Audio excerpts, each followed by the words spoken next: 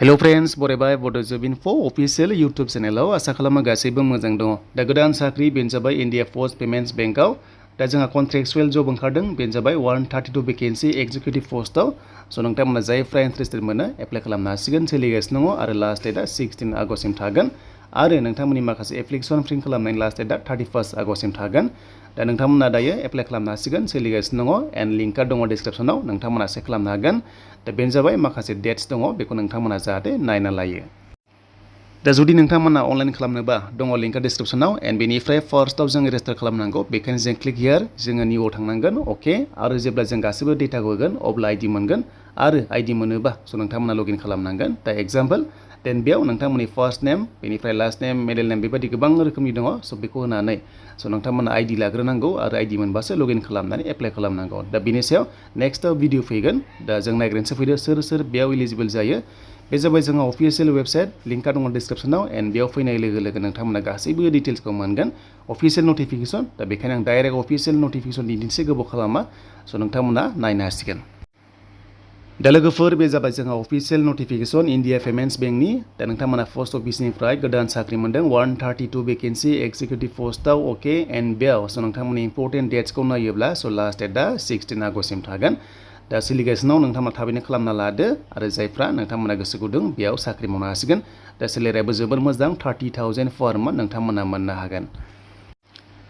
दा बे जाबाय जोंहा माखासे सिलेक्सन प्रसेसनि माखासे रिजार्भेसन दङ 21 निफ्राय 35 इयार्ससिम हागोन बाट जोंनि एसटिआ 40 इयार्ससिम एन्ड पस्टआ 9 दङ गासै पस्टआ 132 बेयाव नोंथांमोना मिथिबाय एन्ड बेनिफ्राय बे भेकेन्सिया उनाव बारायनायनि चान्सआ दङ बेखायनो स' जायफ्रा नोंथांमोना कन्ट्रेक्चुअल जब मावनो गोसो दङ पस्ट अफिसाव नोंथांमोना एप्लाइ खालाम जाहाथे चान्सखौ मोननो हायो नेक्स्ट लेभेलाव एन्ड बेनिफ्राय स्टेटआ नै गोबां रोखोमनि दङ आसाम दङ गासैबो दङ होनजायो स' नोंथांमोना बेखौ नायनो हागोन।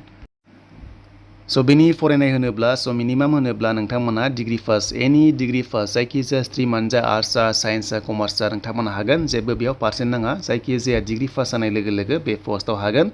स' नोंथांमोना कम्पिउटार सार्टिफिकेट गैयाबाबो बे पस्टआव हागोन एन्ड लोगोसे नोंथांमोननि पिरियड अफ कन्ट्रेक्टआ स' फार्स्टआव इनिशियेलि 1 इयार नाथाय बारायबाय थायो नोंथांमोना इयार 2 इयार मोनगोन 2 इयार्स 3 इयार्ससिम गाहाम नोंथांमोनाहाय बेयाव साख्रि मावनो हागोन अके एन्ड बेनिफ्राय सिलेक्सन प्रसेस होनोबा स' नोंथांमोना फार्स्टआव अनलाइन टेस्ट होनदों आरो लोगोसे ग्रुप डिसकासन नङाब्ला पार्सनेल इन्टारभिउ स' नोंथांमोनखौ लागोन आरो बेयाव पास जाबानो नोंथांमोननि साख्रि।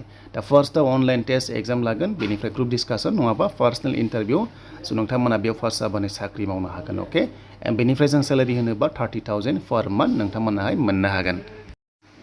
दा बेनोमोन नोंथांमोना जेब्ला एप्लाइ खालामो जब लकेसनखौहाय जाहाथे मोजां होना लायो आरो बेयाव गोबां रोखोमनि डिस्ट्रिक्टस दङ आसाम स्टेटआव स' नोंथांमोना बेखौ जाहाथे नायो एन्ड बेखौ नायनोब्ला सबसे गाहायाव नोंथांमोना मोनगोन स्क्रल डाउन खालामबानो जाबाय अफिसियेल नटिफिकेसनावहाय दा एग्जाम फिसआ जाबाय जोंहा 100 पेमेन्ट खालामनांगोन आरो बेनो जाबाय नोंथांमोननि एसटि वेसावहाय स' बेखायनो जायफ्रा गोसो गुदुं स' नोंथांमोना एप्लाइ खालामनो हासिगोन इन्डिया पोस्ट पेमेन्ट बेंकआव। दा आसा खालाम नोंथांमोना गासैबो डिटेल्सखौ मिथिबाय एन्ड बेनिफ्राय स' नोंथांमोना जाहाथे बे बैसो होनोबा 40 इयार्ससिम बे पस्टआव नोंथांमोना हागोन अके देन जोंहा 40 इयार्ससिम बे पस्टआव नोंथांमोना इलिजिबोल जागोन।